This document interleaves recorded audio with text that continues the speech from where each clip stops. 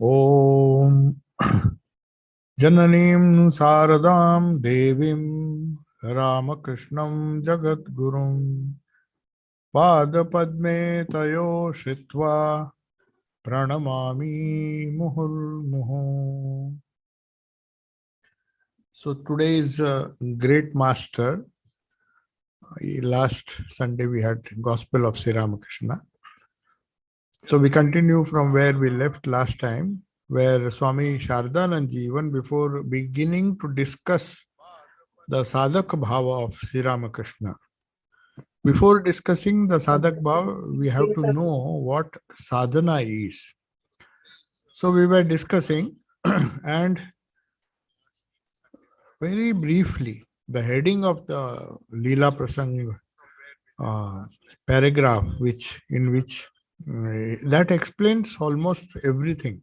It's such a wonderful explanation of what sadhana is. There are so many ideas. What is sadhana? What is upasana? And everyone has a sadhana upasana given by his guru. But unless we understand what that sadhana is and why we should do sadhana, then it doesn't make much sense. It will definitely be useful to do sadhana without understanding what it is. But Swami Shardanand is very keen that if you take Sri Ramakrishna as an ideal for yourself, whatever be your relationship with the Sri Ramakrishna, whatever sadhana you do, there are hundreds of sadhanas which have evolved in India. And each sampradaya or each sect within Hinduism has their own sadhana. Even Ramakrishna order, we have our own sadhana which has evolved as a tradition started by none other than Sri Ramakrishna himself. So every avatar, apart from universal messages, he himself starts a tradition and a chain of disciples carry it forward. So that changes from incarnation to incarnation. And or acharyas, then they need not be incarnations. There was Chaitanya Mahaprabhu, then there were other traditions. To suit the need of the age, they prescribe a particular sadhana. Now, to understand that sadhana, it should be understood in the light of the sadhaka, that is the avatara or the saint or the starter, the one who starts the sampradaya. He himself does sadhana and then preaches it. Then only it has value. So it is a time-tested spiritual practice which Swami Shardanand is trying to analyze. So to know Sri Ramakrishna, we have to do sadhana. To know his real swarupa, to know who, in essence, what Sri Ramakrishna is. He may be our Ishta, but what does it mean? Beyond Ishta, beyond the conception of an avatara, what does he really mean to us in our own life? How are we connected to Sri Ramakrishna? So that needs sadhana to understand who Sri Ramakrishna is, what is his real nature. It's not so easy. That is why a lot of sadhana, according to the tradition, has been explained in the Leela Prasang.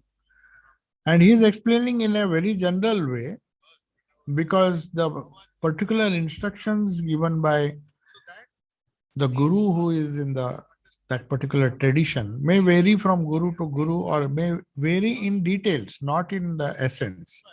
So that's why he's giving the essence of what sadhana is, which is common to all traditions.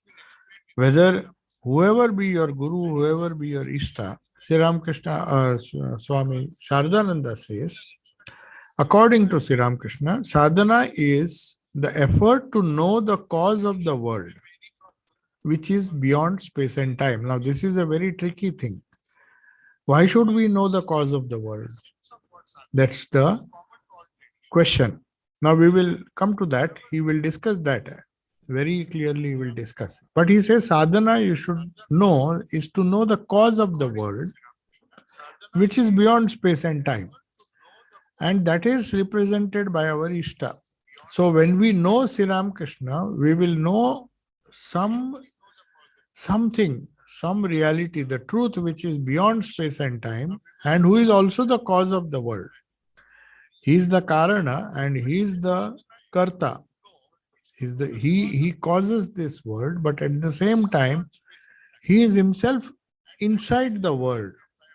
So to understand that, he says, it is very clear, Swami Shardanji says, it's very clear that our conceptions, each one has a conception about the experiences of the world. Everybody has got his own attitude, how he looks upon the world, how he looks upon people, how he looks upon his property, wealth, everything. Everybody has got his own attitude, own different attitude.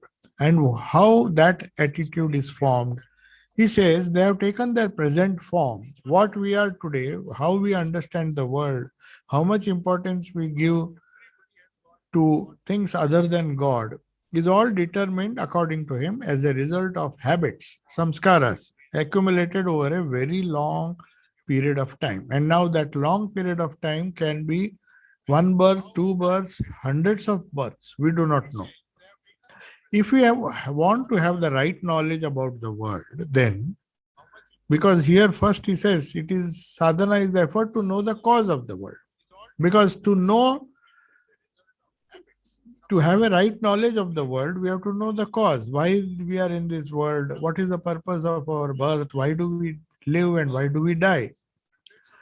Will we be born again? So there are many questions which are not easily answered. People will just give how things are going on in the world, but not why. So to answer why, only God can answer, because he is beyond space and time. Space and time, when it is there, you have causation. Causation means karana. So God is the efficient or the karana of this world. So he can tell us, or by realizing him, we can understand the real reason why we were born, reason why we will die, and what is the ultimate goal of life. That itself is sadhana, nothing more than that. So, if we want to have that right knowledge, Sardanji says that we have to realize that truth with the help of our Ishta, or if we believe in a formless God, then we don't even need an Ishta.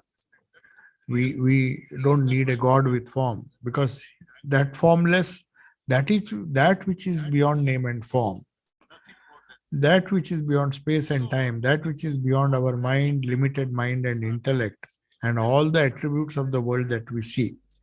So that is known as sadhana according to the Vedas and other scriptures. So in India, whoever tries to know the real cause behind this universe, only few people will do.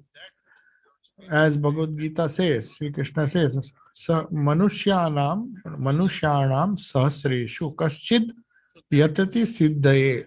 Means out of all the people that are living, only sahasrasha means thousands and thousands. Only a few will try to understand this. And out of them, only few will succeed. Kaschit, only a few will attain to that siddhi. Siddhi is the result of sadhana. So whatever effort people do, that limited minority, very small minority, knowingly, some are doing it knowingly, some are doing sadhana unknowingly. That is also there. All people are not doing it knowingly. They are somehow, some people are pushed into doing sadhana without their knowing. And then they finally realize. One of the reasons why Vishada Yoga is in the Gita is, if God wants somebody to do sadhana, he'll give Vishada, he'll give trouble. That is unknowingly. Unknowingly, nobody wants trouble in this world. Everybody wants peace. Everything should go on fine. Then if you ask, what is the cause of all this? I mean, why does God create all this miserable universe? In fact, that question was asked by none other than Vivekananda himself. He almost became an atheist. Many of the Guru Bhais of Vivekananda said that they went and complained to Thakur. These days, so Naren is behaving peculiarly. He says there's no God. It's a very cruel God. And he in fact told his friend that if I were God, I would have created a better world, because he suffered a lot. His father died, his relatives wanted to throw him out of the house, and mother and young brothers, everybody was starving. Lot of troubles were there. So he was very much upset. He said, "Oh, if God is there, why is giving so much trouble?" But that is also unknowingly, as Shardananji says. Otherwise, why will people make efforts? If there is no suffering, then why should people try to get rid of suffering? That's what Buddha also says. He says, after examining very clearly, as the Upanishad also says, Pariksha Lokan, having examined the nature of the world, the cause of suffering and all, then we try to go beyond suffering. So some are going knowingly, like Buddha. Buddha did. He analyzed everything. Sick man, a dead man. He didn't just brush it aside. Oh, that is everything. Every time it happens to everybody. What is so new? So that curiosity is necessary. The effort which a person does, both knowingly or unknowingly. Unknowingly, as in some people are forced to think about due to constant vishada, constant suffering. Arjuna was forced to ask Sri Krishna, and Sri Krishna had to give him the rest of the 17 chapters to explain what sadhana is, what are the different types of sadhakas. So in India's Swami Shardanji says that is the explanation of sadhana. Why we should do sadhana? This is the explanation. Now, he says there are two paths. Two paths. One is, you can say, path of knowledge. The another is path of bhakti, or maybe path where we take the help of a god with form, an avatar or a god with form. Or sometimes we follow another path where we just want to go beyond space and time. That is formless God. So she is broadly classifying all our different sadhanas into two. Generally speaking, this effort to know the truth transcends the world. To transcend the world is divided into two different paths. One is a negative path and the other is a positive. You might wonder why it is known as negative. And why then we'll definitely follow the positive path. No, it's not so. Negative is used in a different sense. He's using it in the sense of neti neti. And another path is iti iti. This is how Thakur used to say. Thakur had his beautiful way of explaining what sadhana is. If you see the gospel, he says, of course, there is a path of jnana which believes in neti neti. Na iti is neti. Na iti means not this. And iti iti means this and this alone. So they say iti iti is a positive path, neti neti is a negative path. The one is the path of knowledge, and the second path, iti iti, is the path of devotion. He says the aspirant who follows the path of knowledge, that is negative path, neti neti, the ultimate goal is very clear to that person. That person, maybe because of good samskaras, he knows there is nothing of any substance in that world. So it's a difficult path because he has conviction that this world is not real, this world is not the goal, ultimate goal from the very beginning. Whereas the other person goes very gradually. The other person, the path of devotion, he consciously moves forward and asks the Lord, is this the reality? I want to know. Then the Lord will give him some revelation, some vision, something. Oh, this is the reality. Then he finds, oh, this is also not the reality. So he goes on consciously going forward every day towards it. He doesn't know where he will go, where he has to go. Whereas the path of neti neti is difficult because the goal has to be clear from day one. So it's easy to speak about jnana, but to really believe in the goal of Jnana Yoga, the supreme truth which is beyond space-time, the world is unreal, na iti, na iti. It's very simple to understand, but difficult to practice. How can we say na iti when every time the world is telling is iti, iti, iti? So then bhakti path, you accept it for the time being, and pray to God, see, I don't know, but I am following this path. I don't know where the goal is. So it depends totally on the Lord to reach the goal. So that is the path of bhakti. But he says the followers of path of devotion, they are not aware of the goal in the beginning, unlike Gyanis. Gyanis are supposed to know very clearly and then practice to do sadhana by saying neti neti. But he says the followers of both the paths must renounce the idea about reality of the world which is held by ordinary people. Whether they are Gyanis, whether they are Bhaktas. Definitely one thing Shardanji says they cannot do. They can't have the world, they can't have the view of the world as followed by worldly or ordinary people.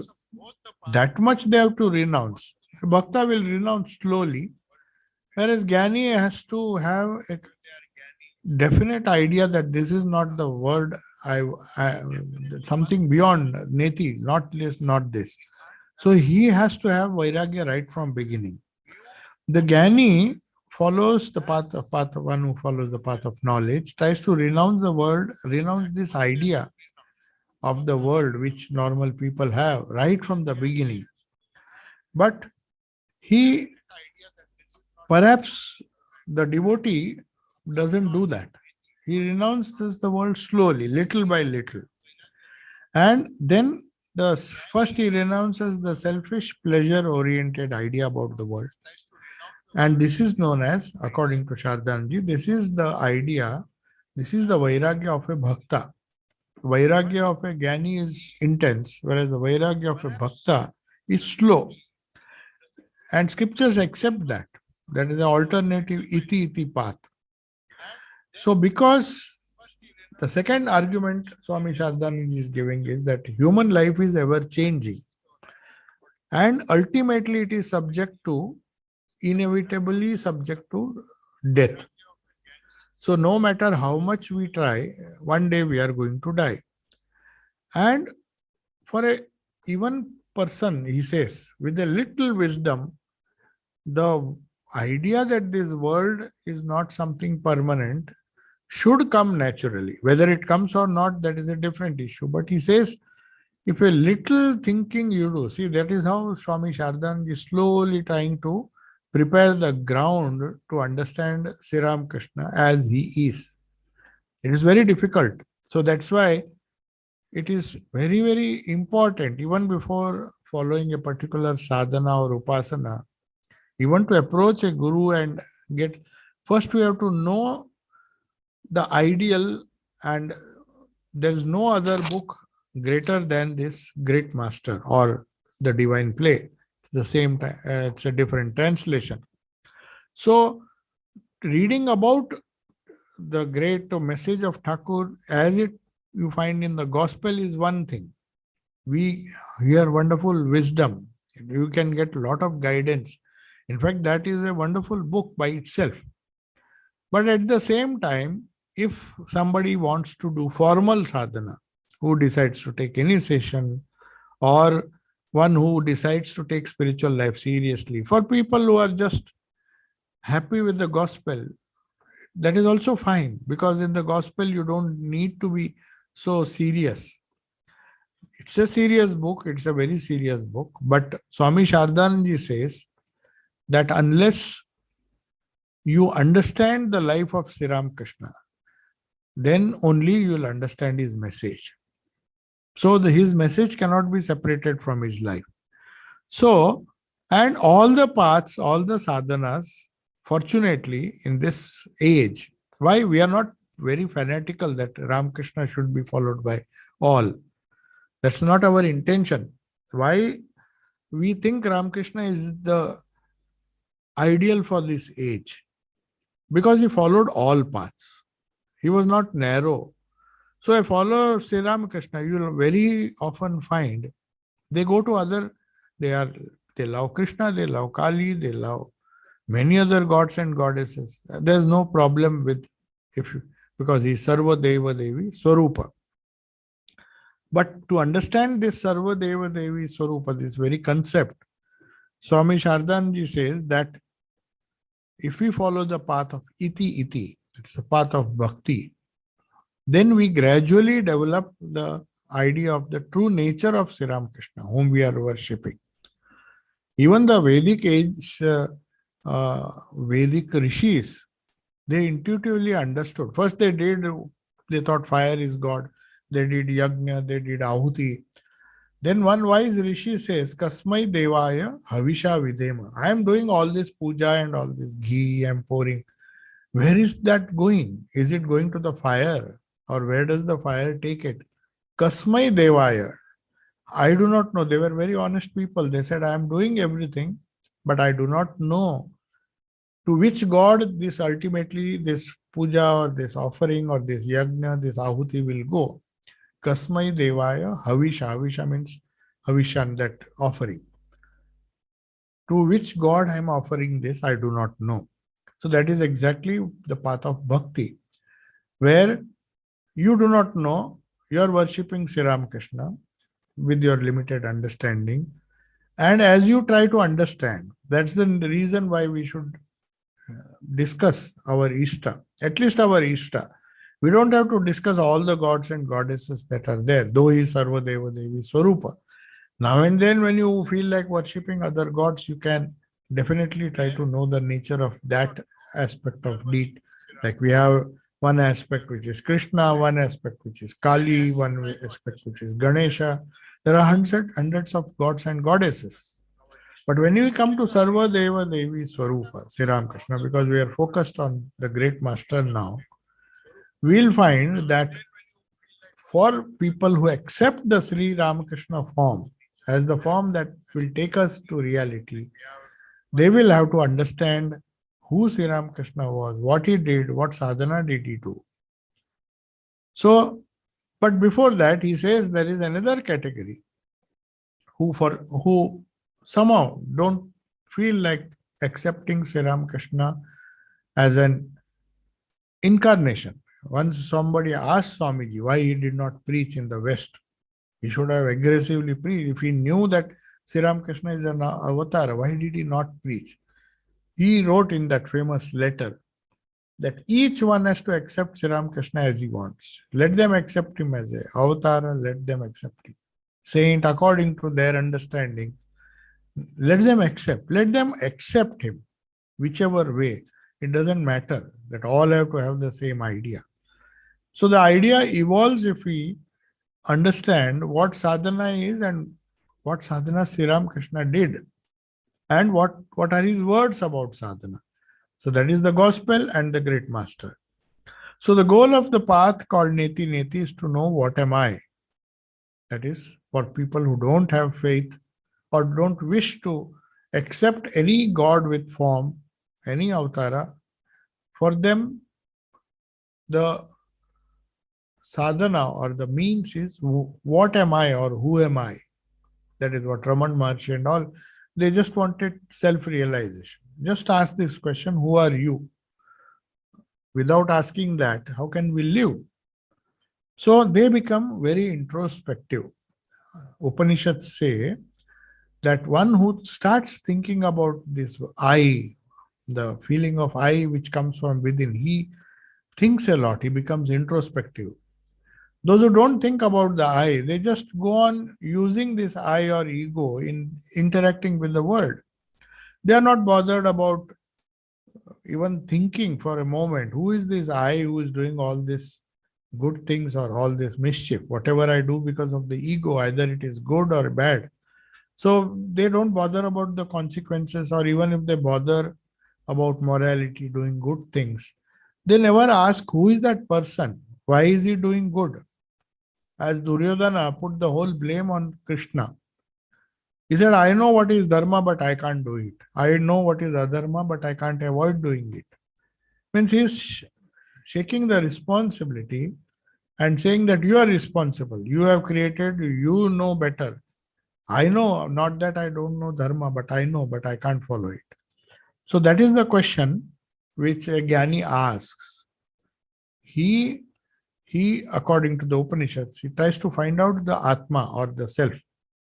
So Adi Atma, That's why in Upanishads, where they don't discuss bhakti so much, they say the search for the Atma. Adi means towards. Atma means towards the Atma.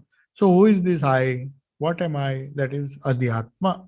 Adhyatma is Adi plus Atma. Now the spiritual aspirants understood, means these Gyanis or the Upanishadic rishis, that they found that instead of, see, there are two approaches. One is the objective approach. As I said, curiosity will make us search for the cause of this world and what is the meaning of this world, what is the meaning of our life, why should we interact, why should we do all the things that we are doing. That is one way, the objective way. But he says there is a subjective way. He says these Gyanis understood no matter how much we try to solve the problems, we cannot solve the external problem. That is why they said, okay, let us give up this world. I try my best to solve this problem, another problem comes. Solve one person, another person comes. So people, things outside, he gets fed up. He said, even if the whole life you try to change others, you can't change. So what does the Gyani do? He says, let us explore not the world outside, because there's no solution. That is why when somebody told Swamiji that Indians are very bad in, not bad, very backward in the external world, so much of science and technology has been developed by the West, they were priding themselves. So Swamiji very often used to make that remark that it's not that we didn't want, but there were a group of people, Gyanis, who thought it is futile to waste our time in all these external things because that is not giving us the solution. What is the nature of the world? They found it's easier to explore within. So he says they first become introvert. That is a sign of a Gyani. And they find that they should explore their own bodies and their minds, which are directly connected with the world. Who is facing the problem? Problem may be in the world, but who is feeling that problem? It is I. So if I find the secret of who am I, then perhaps that problem can be resolved. Because if I start going and solving every problem with every person in the world, I'll die without having succeeded. So Gyani is quick to discover.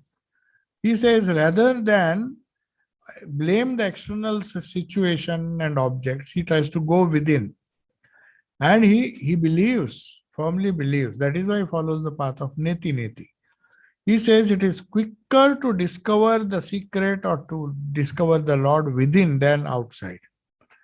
In fact, he says it is easier to discover the cause of the world by going within. Thakur used to give in his very simple language. He said, how do women check whether the rice is cooked or not? See, such a wonderful idea. A very simple example. Everybody sees this rice being cooked in big pots. And if you ask somebody who is not an expert in cooking, he will either taste it. But women know. He says, Thakur says, they just take one grain. If one grain is cooked, the whole pot is cooked. You don't have to check every grain. So this comes from experience. So Sri Ramakrishna used to say, just by pressing one grain. So that is what they are doing. Said, I don't want to study the whole universe and the cause of the universe and God and all. Don't bother about that. Just go within, try to press that one grain, find out if it is cooked, then you know the whole secret of the world. So if one finds Brahman within, he finds him outside also. That is the Gyani's method. If one can see it in inanimate objects, that's why when Shardananji says, Shardananji asked Thakur was, every time he met a new disciple, he would ask him, what form do you like? Sometimes they will say, this is my ideal. Most of them had an external ideal, an ideal with form. Only Master Mashe and a few others who are following Brahmo Samaj, they said, no, I follow the formless. Of course, Naren was there. So they said formless, I don't have any particular form. Whereas most other disciples, they said, then Thakur changed, said, no, no, this is not your ideal. So he used to suggest some different ideal. So when Shardananji was asked, what is your ideal? Thakur always used to remind, and he will decide the ideal finally, but at the same time he would ask, what is your choice? Do you have any ishta? Or do you have any goal of spirituality which you would like to attain? So he said, I want to see God in every human beings, God everywhere, in all animate and inanimate. I want that vision. Then Thakur told him, oh, that is the last word. It is so difficult. But anyway, he had Ganesha as the ideal, the god of. Then Thakur told him, no, no, your ideal is Ma or Mother. You consider, you worship Shakti. Shakti is should be your chosen ideal. So anyway, that is one particular case. But here is describing why the idea, what am I, who am I, rather than what is the world and what is the cause of the world, what is the cause of misery. That's an external inquiry. He says the internal inquiry, what am I, becomes the only goal of Jnani. And in fact, if you see some of the great Jnanis like Raman Maharshi, they just said, anybody comes to them, they'll say, all you have to do is find out who this I is. So now, in the next paragraph, Swami Shardanji is trying to clear some ideas about, because many people had fantastic ideas about visions, about experiences. So now he's saying that the goal of a Jnani, if it is the I, when does he finally attain to the real I? That is in Nirvikalpa Samadhi. That is what Vedanta says, the goal of life. When in Nirvikalpa Samadhi, your small ego goes and only Brahman alone remains. So, Shardanji says, now this whole discussion is about removing all the wrong conceptions about Nirvikalpa Samadhi. Everybody says, if you ask anybody, they say our goal is moksha, our goal is Nirvikalpa Samadhi, without knowing what those terms stand for. So he says, we have mentioned before, Shardanji says, that those who follow the path of knowledge, that is neti neti, as well as those who follow the path of devotion, iti iti, have to give up the common conception, not give up the world entirely, because bhaktas don't do that, but they have to give the common conception of the world which worldly people have, that it is real. You may say, like unlike Jnanis, bhaktas will say, I know the God, this world is not real, my God alone is real, my Ishta alone is real, but right now I am so much attached to it, I can't give it up. So he prays to Lord, and slowly the unreality of the world comes. But that's a gradual process. Whereas for a Jnani, he has to, right from beginning, say neti neti. The moment, that's why Thakur used to say it is so difficult. Because if there is body pain, again you have to say neti neti. Even if the body pains, you can't even pray. Because it is not real. So that fact that it is not real, if we start right from the beginning, then neti neti can be practiced. So he says, but whatever it is, whether you iti or neti, the worldly conception of the world, worldly person's conception of the world has to be given up. So that is a little bit of vairagya is necessary. The complete eradication of the world, of that idea that the world is real, frees the human mind from, what does it free human mind from? Thought waves, and leads it to samadhi. So yoga chitta vritti nirodha, that is what he is explaining. That nirvikalpa samadhi, yoga, that is yoga. So that is the goal described by Patanjali in the second sutra itself. He says yoga is chitta vritti nirodha. So till the waves stop. When the waves stop, there is no vikalpa, there is no nirvikalpa samadhi. Samadhi is a word that is used, but nirvikalpa is the main idea. So, but Shardanji doesn't explain it here, because he has to explain it when he describes Thakur's Nirvikalpa Samadhi. So he is telling the reader now, we shall tell the reader in a different place, third chapter, that is, we have not come to the third part, not third chapter, third part, second chapter, 32 page. That we will come much later now. That is the Guru Bhav Purvartha.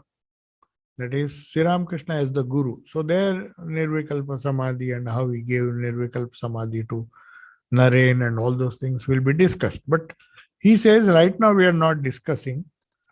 We shall tell the reader in a different place. What shall we tell? How the follower of the path of knowledge proceeds with the inquiry of what am I, that is, who am I, and how he attains Nirvikalpa Samadhi, step by step. Then we will describe the experience that he has at that time. But now, we will just tell the reader briefly how one who follows the path of devotion also experiences the path of Nirvikalpa Samadhi. Earlier, they thought only those who practice yoga or only those who follow the path of jnana will. Because the bhakta doesn't bother. He just doesn't want Nirvikalpa Samadhi. That's what people used to think. But Swami Shardananji, according to Thakur's teachings, no, even a person who is a bhakta, who follows a particular ideal, will get Nirvikalpa Samadhi. How? That he'll describe. He says, now we have described the path of devotion briefly as the path of iti iti. He doesn't have to give up the world because he if he is true to himself, if he is not a hypocrite, he can't say that this world is not there. He is seeing the world. Though the devotee experiences, if he is a real devotee, then he has to have just a slight feeling. He may not have the ultimate realization. But he says, though he has a feeling of impermanence of the world, that no, even a young child will understand that this is not permanent. If we go on telling the young children day after day, then maybe it is easier for him when he grows up to understand that this world is not permanent. But if we cheat the children by saying what I am giving you is a permanent thing, knowing fully well that it is not permanent, then it is like misguiding, that is ignorance. So he says, one who follows the path of iti iti, how he realizes the same as the path of neti neti. The devotee initially experiences a little bit that the world is impermanent because he believes in the saints, he believes in Thakur. When Thakur says nitya anitya vastu viveka, you have to do, it's not just satsang. He said do nitya nitya vastu vivek, satsang, repetition of the holy name, and also nirjanvas. So these are the standard sadhana which Sri Ramakrishna used to say. So he says a bhakta in the initial stages, he is not 100% convinced that, but he knows. A common sense is telling him that all these things are not permanent. Everything will go when you die.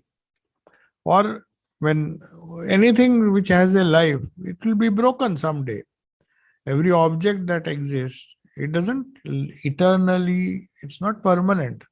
Someday or the other it will wear out, or it will break, or it will just be destroyed. So the devotees, how they look upon this impermanent world, that is very interesting. Because for Jnanis, there is no other option. They have to 100% believe that this is impermanent. Not even once.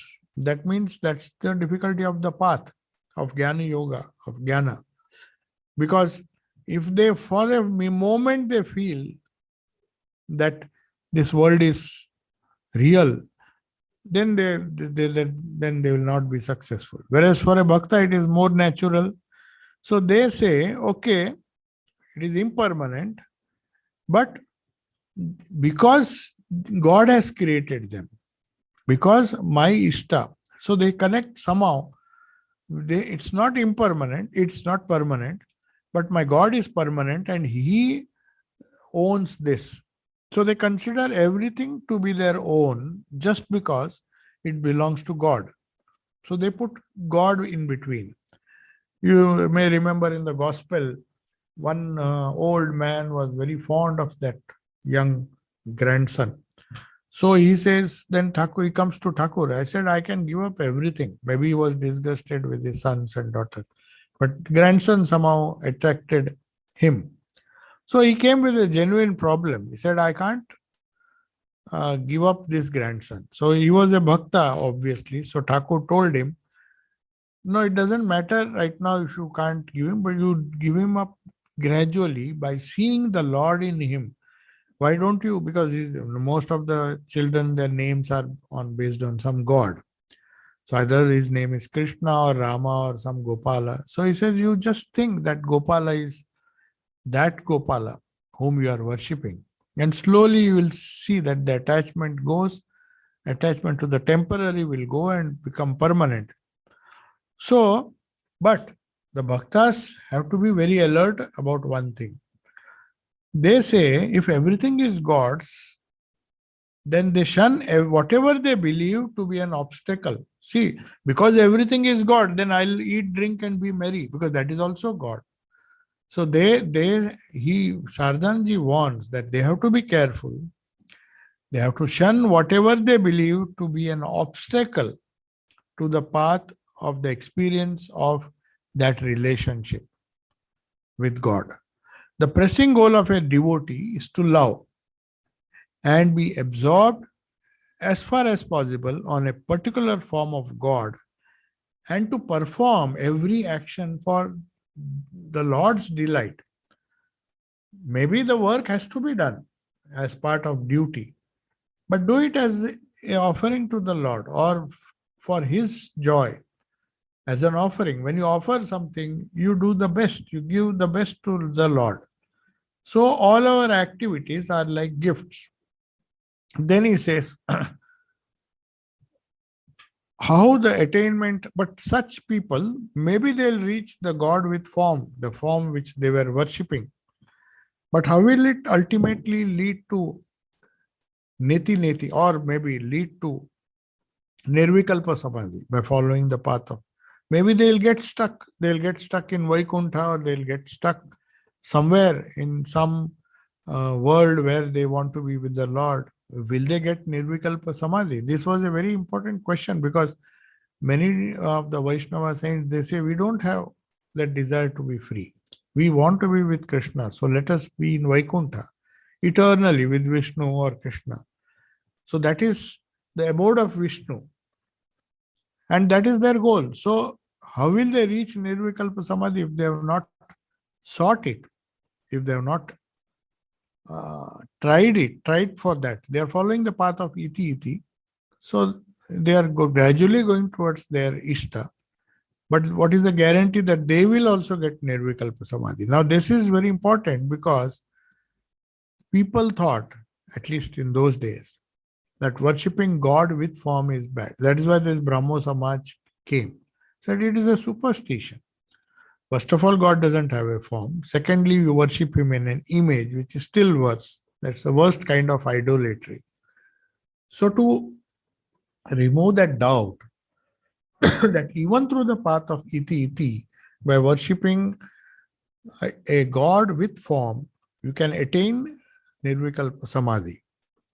So he says, how can we attain that? He's giving how the process works. He says, we have mentioned earlier just now that a devotee accepts a certain form of God as his own, as his ishta, chosen deity, and contemplates and meditates on that deity. These two things everybody does. One who has taken initiation or guru tells them, you meditate, sometimes use a mantra, and sometimes use the form that you are familiar with. In Thakur's case, there is a photo. But in other cases, you just have to rely on a painting or something. But anyway, early stages of meditation, if you observe carefully, the whole picture does not come. So here Shardanji says, sometimes he visualizes only the feet of Thakur or feet of his ishta, hands, or sometimes only the face appears. So what to do? As soon as those are visualized, they disappear. And the images also don't remain constant. Suddenly, we are meditating all the time, regularly, but Sri Ramakrishna's face is not always in our mental horizon. Suddenly it'll disappear. Sometimes you can see his shape, the legs, these folded, that's a famous sitting pose. You may see the legs, you may see the feet, you may even see the chadar, that chadar which he has put, the cloth.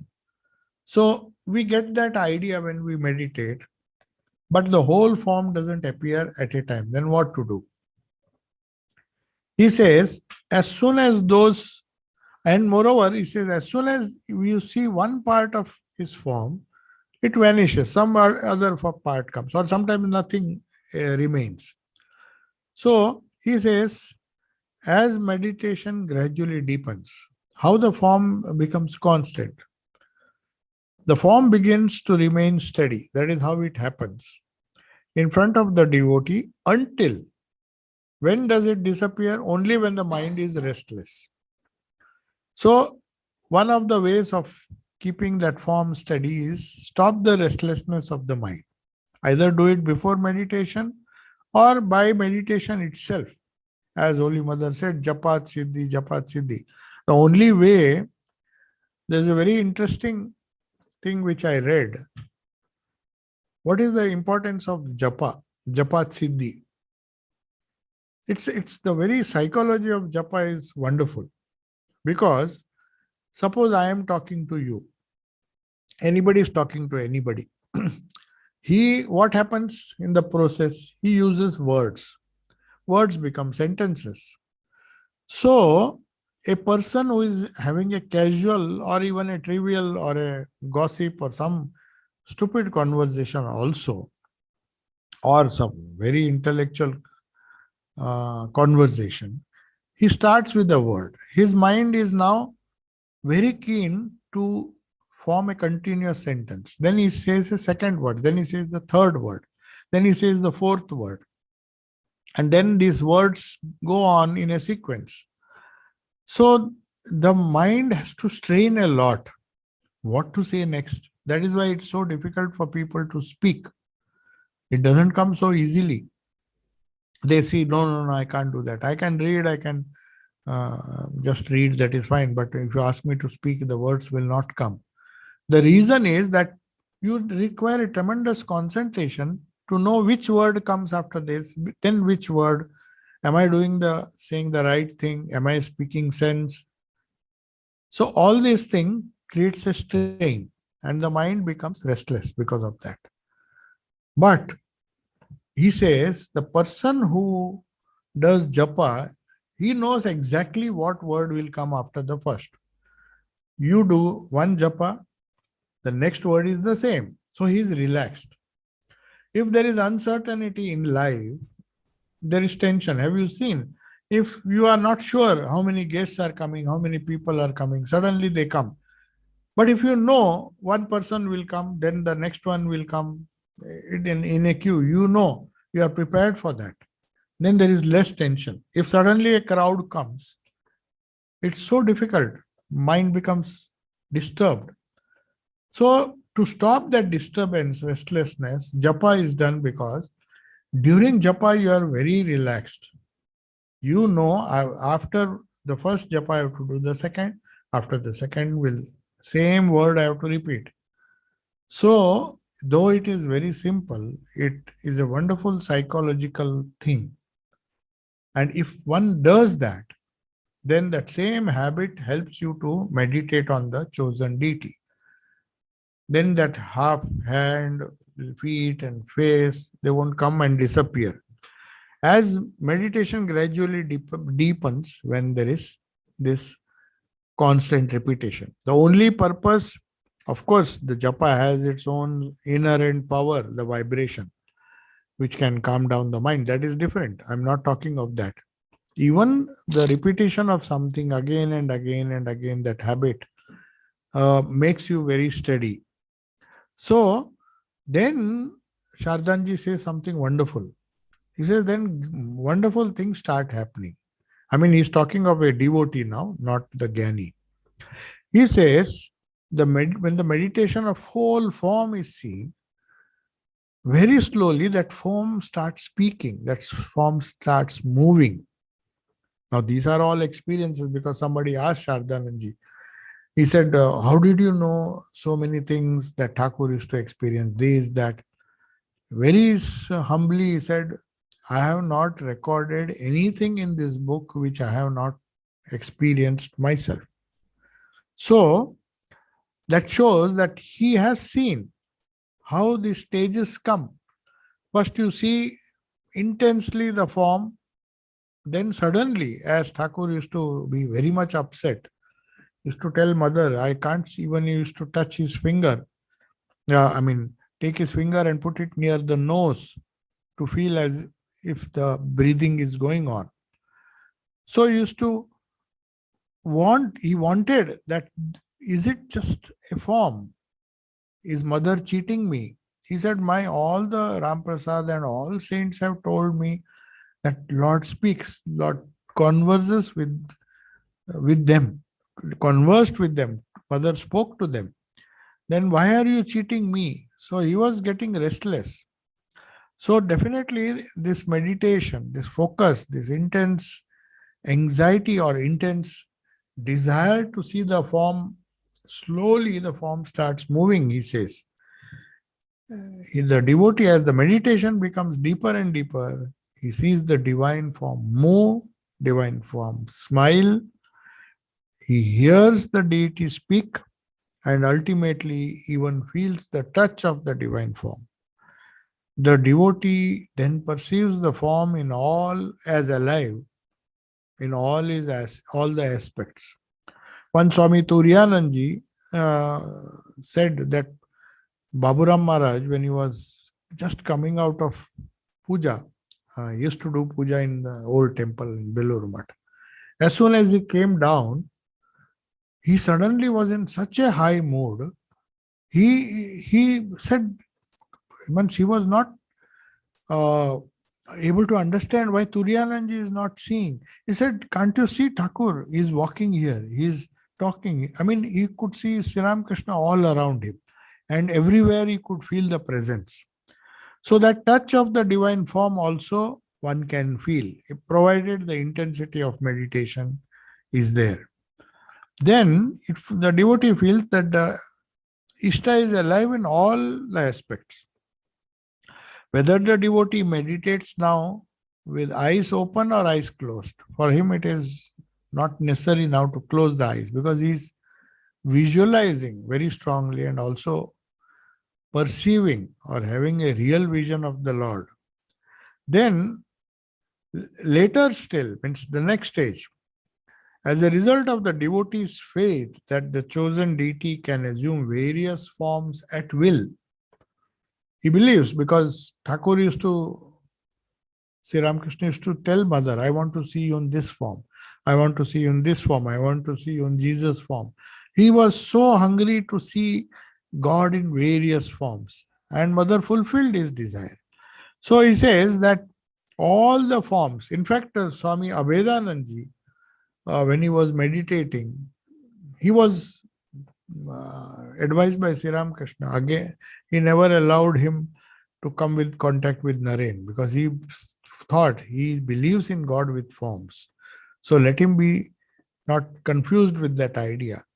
But Naren, we all know, Naren once wanted to test his nirvikalpa or that spiritual experience. He touched him, and unfortunately he lost all the gods and goddesses which he saw. He saw almost every god and goddess, one after another. It was such a wonderful experience. He was really enjoying it. But unfortunately, Swamiji touched him one day and Thakur scolded him. Why did you do this? Why you spoilt his mood? He was developing in a different mood. So, later, the chosen deity can assume any form at will.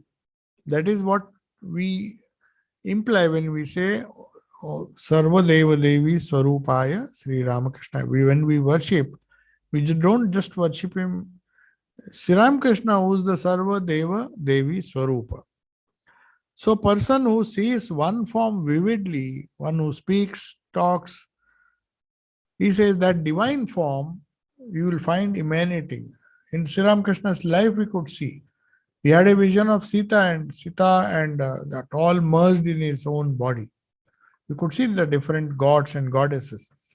So the master used to say, he's quoting the Sri Ramakrishna, that a person who has vividly seen any one divine form in this manner can easily want, if he wants, of other divine forms. As Hanuman said, Hanuman or Tulsidas says in his, he says that though there is Abheda Paramatmani, what is that verse? Tathapi Mama Sarvasva Rama Kamala Lochana. So whether Krishna, though he says Krishna accept is that same form as my Rama, but for me, my Rama Kamala Lochana, one whom I am meditating upon, is the most beautiful form, and I will focus on that. So if he wants, he can have other forms, or he can stick, he may or may not have. Or he may not have any form, like Naren was surprised. He said, I don't get all this ecstasy and all this form. These people are dancing and seeing gods and kirtan. After kirtan, they have visions of all these things. Why do I do not get that? So that is not a necessity, but through forms, we go to the formless. So now he says we can understand, and we'll try to close now. We'll understand one thing from what we have said so far, that an aspirant who has been graced, of course it requires God's grace, the vision of those living divine forms, feels that those forms seen in the realm of ideas during meditation, this thing definitely happens. For him, it is as real as the objects that he sees around him. So this is the transformation that has to take place. That he doesn't think that it is seen in a vision, maybe it is right or wrong, but if he is really seen a vision, for him that form is as real or more real than the people around him and the objects around him. So that is the difference. And the more the devotee feels that the external world and the realm of internal world are both real, he doesn't say external world is unreal, but he feels that the more he realizes that what he sees outside is just a projection of his Ishta, the projection of his own mind, where these ideas have taken concrete form, and he doesn't have to take the world seriously. That is how little by little Vairagya comes. So we will conclude. If there are some questions, you can ask. Otherwise, we will conclude. Holy Mother said that sadhana ki baba, sadhana to shudhu Thakurer sharan manan Thakurer nam jap. Yeah. So the question is, Holy Mother said in one context that what else is sadhana but taking Thakur's name, remembering him, remembering his form, and repeating his name. So that is perfectly fine, because that is how people who follow the path of iti will approach. If you choose, then that alone becomes sadhana, and that alone becomes sufficient sadhana to either give you visions of different gods and goddesses if you want, or even give nirvikalpa samadhi. So she is in fact telling, without saying that nirvikalpa samadhi is the goal. If you are really worshipping Thakur or somebody who is Sarvadeva Devi Swarup or any incarnation, they are the windows through which we will ultimately reach. So what is sadhana but this? That is what Shardananji says here.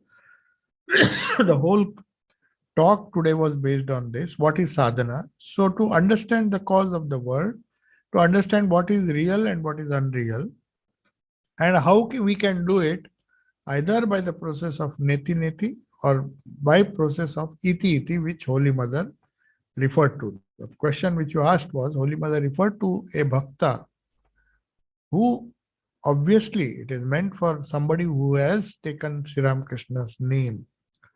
Otherwise, she will not say. Suppose somebody is having devotion or maybe doing sadhana of the formless, she would not perhaps say. But she would also say that Sri Ramakrishna can give you that Nirvikalpa Samadhi also. What about So when Advaita, question about sadhana in similar context, but sadhana unknowingly? Asked by Swami. okay, somebody is asking a question, what is sadhana doing unknowingly? So the idea Sharadananji gives is, and that is followed in the Ramakrishna tradition, that the Guru, or as Holy Mother must have been the Guru, she must have given Ramakrishna mantra. So to that disciple, she must have said that what else is spiritual life? Then meditating on Sri Ramakrishna, taking his name.